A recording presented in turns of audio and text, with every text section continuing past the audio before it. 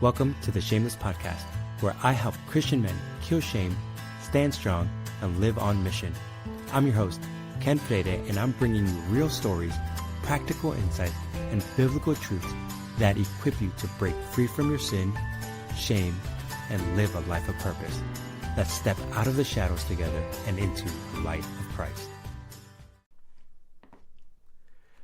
Welcome to the first episode of the Shameless Podcast, where my goal is to help Christian men kill shame, stand strong, and be on mission.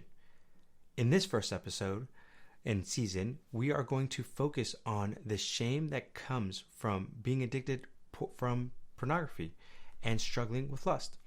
Now, over the last 2 decades of overcoming this addiction and helping other men, I found a major problem with how people were getting help, and you may have struggled with this yourself. You see, there are 2 ways that people tend to get help. They go to a non-Christian perspective or try to go with a Christian perspective. From a non-Christian perspective, you may have tried to go to a therapist or a counselor, but they end up using insufficient means to heal you. Or really bad ones that I would suggest actually try to convince you that it's okay to keep doing it as long as it's not hurting anyone. Now, from a Christian perspective, the other issue that happens is that different denominational streams focus or only emphasize one domain of how people struggle. And what this can lead to, and you may have felt this before in the past, is feeling like you are just fighting a losing battle. And as I started to get healing in this area, it seemed like I stumbled into something revolutionary at the time. I didn't know how to put it into words, what was happening to me and how God was healing me through it all, until years later, I was taking a biblical counseling certification, and our textbook gave this phenomenal framework. It actually encapsulated years of what God was doing in my life into a single diagram. So no, I wasn't God's gift to mankind who found this revolutionary way to be healed from this addiction. But what I did realize is that there was great men and women of the faith who have been trained on this type of framework. And I just didn't realize it at the time until I found this book. So the beauty of this framework is that it gives us the 5 major reasons, or domains if you want to call it that way, in which people struggle with any addiction. I'm using it specifically for pornography in this episode, but if you're struggling with other addictions or know someone who's struggling with any other addiction, you can certainly use this framework to start to diagnose why you're struggling. Now again, it's a great diagnostic tool. It took me years of counseling and God healing me to actually see work done in each one of these domains, right? But it's still a great way to start diagnosing exactly where you're at. So what I want to do today is just dig in to the 5 major reasons why you or people that you may know struggle with their addiction. So let's dig into the 5 major reasons, okay?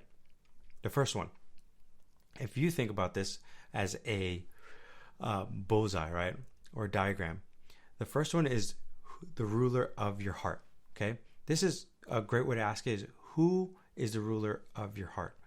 And the reason why we want to start here is because when we look at this diagram, right, the way we think, feel, and act about something is extremely important. The reality is that we're all going to suffer. We're all going to go through struggle. We're all going to go through something. But how we think, feel, and act about it is entirely onto us, right? So when we're struggling or when we're addicted to something, how we think about it is really important. The other reason why this is essential to look at who's ruling our heart is that we got to understand why we got addicted to something in the first place, right? And if you don't know why you're getting addicted to something, it's really hard to actually escape it. And ultimately, there are 2 main categories to why someone gets addicted to something. And I know some people are going to be like, this is too reductionistic, it's simplified. Again, we'll unpack this a lot more throughout the podcast. I'm just giving you a broader overview. But the 2 main categories is that, number 1, the reason you ultimately get addicted to something is because you are self-enthroned, right? You are the ruler of your life, and you want to achieve whatever you can by any means necessary, right? For fulfillment, whether it's peace, joy, happiness, like whatever you want, you are deciding, I want it in my way and however I can obtain it. Now, the other way, the opposing way, is that Christ is the ruler of your heart and that you have surrendered your heart and your will to him to say, you know what, Lord, whatever you want, it's yours. I'm going to obey you. I'm going to trust you. I'm going to love you. Okay, so I'm going to do what you love and hate what you hate. Now, again, some people might be like, whoa, so if all of a sudden I just surrender my life to God, this thing is going to go away? No, not necessarily. What we're trying to figure out is who's ruling when it comes to the addiction factor, right? And the first acknowledgement may be that, like, yeah, I'm in the throne, right? Now, again, just because you're on the throne doesn't mean that solves the whole problem, right? There are 5 different ways to it. And then there, within the ruling of the heart, there's ways that it manifests, right? For example, there are idols that you may have in your heart that you need to repent and get rid of, right? Like, so lust, for example, may be the idol that you have. You desire something that you can't have, right? It brings you some sort of satisfaction. Because here's the reality. Pornography is just a symptom of a bigger issue, right? So sometimes people are like, well, let's just help you with pornography and like, let's just get rid of the pornography. Or like, oh, awesome, right? Like you stop watching pornography for 30, 60, 90 days. You've overcome this. No, you haven't. That's superficial. There's a deeper level in your life that you're struggling with that you haven't overcome yet. And it's the lust. And many times what I have found is that you may have just gotten rid of the pornography aspect of it, but because the lust has never been killed or dealt with, it's just moved to something else, right? So it's really important for us to look at like who's ruling your heart or what is ruling your heart. If an idol is enthroned there, right, and it's you saying, hey, I love this thing, then great. Now, let me give you a quick definition of idols before I move on to the next one. Is that idols is something, it could be good, right? It's bad as well, but something good that becomes the ultimate thing in your life, right? So like, for example, as we think about lust, right? Sex is a good thing. It's a gift from God. But what ends up happening is that we corrupt it or we want it out of the way God had designed it. So it draws us into what we call lust, right? And a corrupted desire that we're like, hey, how can we get this within our own effort so that we don't have to do it within God's design in marriage, right? But again, that's just one idol that we have, but we can have many idols. And we'll unpack that more as the podcast goes, right? The next one, as we think through this, is physically embedded, okay? Or physically embodied. One of the issues, one of the other domains, of the 5 main reasons why people struggle is that the reality is there might be some physical stuff that is going on in your life. For example, you might have some sickness that you are struggling with or dealing with.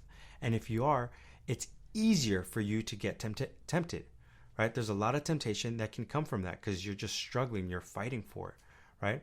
Another one might just be you're tired. Right? Like when you are not alert, when you not are of sound mind, what can end up just happening is you're exhausted. The other reason for physical that it's important is that, especially if you are in an addicted state, we have to recognize that your brain has been rewired, and physiologically and neurologically, you are now just like drawn to that, and it feels natural, quote unquote, right? But what we have to actually do is, because your brain has been so used to certain pathways of finding addiction, we have to start to break those, right? And we have to rewire the brain, right, into a good way. But physical stuff can cause you, right, to be more easily tempted. And if you're more easily tempted, you're going to fall into sin, right? So that's something that we just have to be mindful of. The third domain that we have to be mindful of is socially embedded. Okay, what do I mean by socially embedded? Well, when we sin, right, we sin towards someone, or right, and especially towards God, right? We sin against God, but our sin affects other people, right? At the same time, people sin against us. And those relational aspects cause ripple effects where relationally, right, it may hurt us, right? That may be from abuse. That may be from just the way people treated you or hurt you, right? Anything like that can affect us, right? Think about it this way. Some of us, the reason why we struggle with lust, again, and pornography, is not pornography itself, is that at the end of the day, we just desired affirmation. We desired to be accepted and loved by our parents. And again, I'm using this as an example. But what could end up happening if you never got the affirmation you wanted from your parents, or you didn't have parents, you have this deep wound in your heart that's just longing for something, right? So instead of going to God for it, you go to other things, right? And you've probably heard this before. You're just like, well, why are you chasing after that, right? I've talked to many guys that they're like, man, I'm chasing after women just because I just desire affirmation, or I just desire to be with someone. Like, I really want to be someone because I've just felt lonely my whole life. Those are wounds that have happened because of sin fracturing relationships. So we have to take that into consideration as we are having these conversations of like, well, why are you struggling? What is it that's really happening? In the next episode, you'll start to hear a little bit of my story of what happened, and I go deeper into it. But wounds was a huge one for me, where I started to struggle. And I'll give you the short version right now, but it was just because of abuse. It left massive wounds in my life that took me years and years to recover from. And here's the thing, those wounds actually caused some physically embodied situations. Now, if you are looking at this slide deck, I wrote physically embedded. It should be physically embodied, right? But it causes physiological damage to you. You're stressed out. Like, I had PTSD. There was a lot of stuff that I had to struggle with, right? So all that happens in the socially embedded section. Now, the fourth one is spiritually embattled. We have to recognize, no matter how much society tries to tell us that we're just materialistic or we're just neurons, right? We are actually spiritual beings. We have souls, right? And because of that, there is a spiritual warfare that is happening, right? This is real. The devil, demons are real, and they are attacking. And they want to steal, kill, and destroy you. And they know that you have a problem with lust. They are just going to incessantly attack you. Now, sometimes they're not going to be super aggressive about it. Like, oh, here's this naked woman, go sleep with her, right? Sometimes they're just going to start to put little things in the way where you start to stumble, right? You start to check out a girl, or you start to scroll through your social media feed, and little by little, there's just something there where they're like, oh, I'm going to keep checking this out. And they're just planting seeds over and over and over again, right? Sometimes you may feel like, wow, I thought I was doing good, but have you ever had those days where you just get this overwhelming wave of just lustful desires, and you're like, what in the world is going on? And you can't seem to stop it? Man, many times I have found that that's just spiritual warfare, right? Like, it's the enemy just trying to tempt you and knows that you have these desires, right?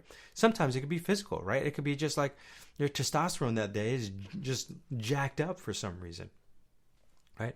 We have to make sure we take all these things into consideration, right? But spiritual warfare is one of those important ones. Now, before I move to the last one, what I want to address here is just recognizing that, like, if you think about certain denominations, right, like the charismatic ones, they'll always say it's a spiritual thing, right? Like, oh, there might be demonic influences, or you're demonized, or you're demon possessed and oppression, and you're like, always cast it out. And they'll have like casting out sessions and stuff like that, when the reality may be a social issue, or it may be a physical issue, right? Or it may be a heart issue where you just haven't given your life to the Lord, or you haven't repented of it. Again, there's a lot more details to these. We're just doing a broad overview, right? So we have to take every single one of these into consideration and see how does it impact one another, which leads to the last one. One of the biggest reasons we struggle is because we don't realize that God is sovereignly enthroned. And what do I mean by this is that we have a couple things here. We have a wrong view of God. We just don't see how good and how big and how majestic and how fatherly God is to us. And because of our relationship is fractured with him, it just causes so much damage, and we run to other things because we just forget how good God is to us, right? So we have a wrong view of God. Again, we'll go deeper into that. And then the second one is, I think we lack a understanding of why God allows temptation and suffering to happen. If anything, one of the things that I have found to be the biggest detriment is that people, time and time again, especially men, have come to me and just like, well, I don't know why God has allowed this to happen to me. He knows that I have this massive sex drive. And if he knew this, I guess this is the only way to solve it. Like they kind of almost blame God, or they just have, again, a wrong view of how temptation or suffering works, right? Or just the fall of man. So all 5 of these need to be taken into consideration as you're trying to find healing. Now, here's the good news, right? And this is what I believe, that the Bible is sufficient. The Bible does give us beautiful ways for us to uncover these. And there are new studies out there today, backed up by science, that thankfully the Bible has told us is true. It's now come alive to us, but has given us more detail, right, that we can utilize today. And if we take both of those, the science of how to heal people, right, that aligns with Scripture, and you take both of those things, you will see immense healing quickly, right? And also, if you just recognize that God and we are spiritual beings, and we could find healing through those, you can find recovery. Now, let me just say a couple final thoughts here before I wrap up. As you think about the 5 major reasons, you may just be like, well, let me just go off this checklist and just be like, let me knock out each one, 1, 2, 3, 4, 5, and then I'm done. And in 10 days, I'm going to be healed from this. Hold your horses. There is still a sanctification process that we'll all have to go through. It took me years to do this. I have been able to, close that gap a little bit with people, if like the Lord wills and their heart is in a right posture and open-minded to it, and are willing to start going through certain systems to unlock all 5 of these domains and get healing in each one. But it takes a while. The second thing that I want to mention is that each of these are interconnected. You can't just do one or the other, right? As you think about all 5, they all play a role together. Give you a great example. Like if you got physical issues like sicknesses, right? That one of the tactics of the enemy is going to be to tempt you, right? Like that's his thing. But that's a spiritual battle, right? He's going to throw something at you to see if you could fall, especially when you are not in the right mind, right? But then again, if you're physically sick sometimes, I don't know about you, I've been sick before, and when I'm sick, I'm like a crabby pants. Like I'm just like frustrated at everyone. I don't like talking to people, and I'm snarky with someone. Well, if I'm snarky with someone and they're snarky at me, then I take offense. I'm like, well, why are they snarky at me? Don't they know I'm sick? And I start to have a self-pity party. Well, now I have let another root of bitterness come into my heart because now I'm frustrated that this person's mad at me. And now I have multiple issues that I'm dealing with that are making me more susceptible to fall into sin, right? And again, who's ruling your heart? How you're thinking, feeling, acting about this. And finally, sovereign enthroned, right? You're just like, well, God, why are you allowing this to happen to me? I'm sick. I need some relief. This might be the best way that I get some relief, is just to watch this or to escape, right? So all 5 of these work in tandem together, and we just need to be mindful of that as we move forward, okay? So it's important for us to look at all 5 of these to get a clear picture of where the root problem is occurring. If we don't do that, if we just kind of diminish one or the other, it's going to be a problem. You need to have a right understanding of each one of these to truly move forward. And finally, the last thing that I'm going to mention is that the more you work to see who God is, who you are, and how sin affects every domain of life, the better chance you have of seeing God's work in healing you. Now remember, this has just been a broad overview. Lord willing, through experts that I want to bring on, stories and testimonies from other believers who come in, and time, right, of you listening to a podcast. I'll be unpacking each of these domains in greater detail, right? So if you found this helpful, can you do me a favor and just share it with your friends so that they can kill shame, stand strong, and be on mission? Until next time, God bless.